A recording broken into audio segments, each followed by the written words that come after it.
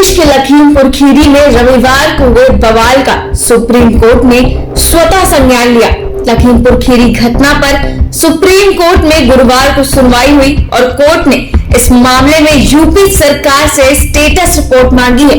Court ने सरकार से कल तक रिपोर्ट दाखिल करने को कहा है। इस पर कल फिर से सुनवाई की जाएगी।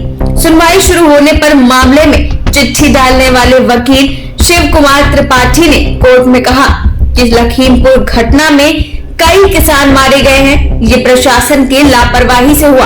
अदालत इस मामले में उचित कार्रवाई करे। मैं उम्मीद करता हूं कि कोर्ट हमारे लेटर को गंभीरता से लेगी और दोषियों के खिलाफ एक्शन लेगी। ये मानवाधिकार उल्लंघन का मामला है। इस पर सीजेआई ने यूपी सरकार से जवाब मांगा। सुप्रीम कोर्ट ने यूपी सरकार से पूछा कि अब तक कितने लोगों की गिरफ्तारी हुई है।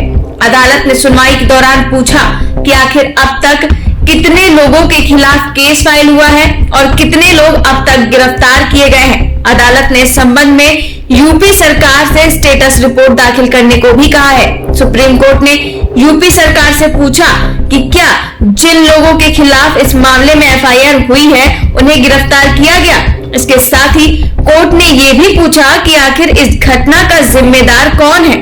इस पर यूपी सरकार ने सुप्रीम कोर्ट को बताया कि इस मामले की जांच के लिए एसआईटी का गठन किया गया है। इसके अलावा एक सदस्यीय आयोग भी गठित की गई है, जिसे 2 महीने में रिपोर्ट देने का आदेश दिया गया है। 2 वकीलों की ओर से दायर याचिका पर सुनवाई करते हुए chief justice NV Ramana, justice Suryakant और हिमा कोहली की बेंच ने इस मामले में अब तक प्रदेश सरकार की ओर से की गई कार्रवाई की स्टेटस रिपोर्ट मांगी है।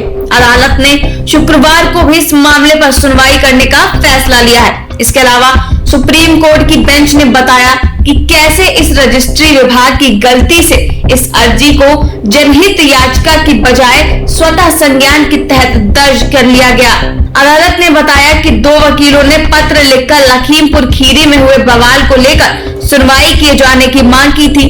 बेंच ने बताया कि उनके पत्र को रजिस्ट्री विभाग को सौंपते हुए कहा गया था कि इसके तहत वो जनहित याचिका की सुनवाई के लिए लिस्टिंग करें, लेकिन मिसकम्युनिकेशन की स्थिति पैदा हो गई और रजिस्ट्री विभाग ने इसे जनहित याचिका की बजाय स्वतः संज्ञान के तौर पर दर्ज कर लिया। गौरतलब है कि लखीमपुर खीरी में रविवार को हुई हिंसा में 4 किसानों समेत 8 लोगों की जान चली गई थी। हजारों की संख्या में किसान यूपी के लखीमपुर खीरी में केंद्रीय मंत्रियों का विरोध करने के लिए जमा हुए थे। किसानों ने केंद्रीय मंत्री अजय मिश्रा टेनी के बेटे आशीष मिश्रा के खिलाफ लखीमपुर खीरी के तिकुनिया में रविवार को हुई हिंसा को लेकर केस दर्ज कराया है। Bureau report 4 PM news network.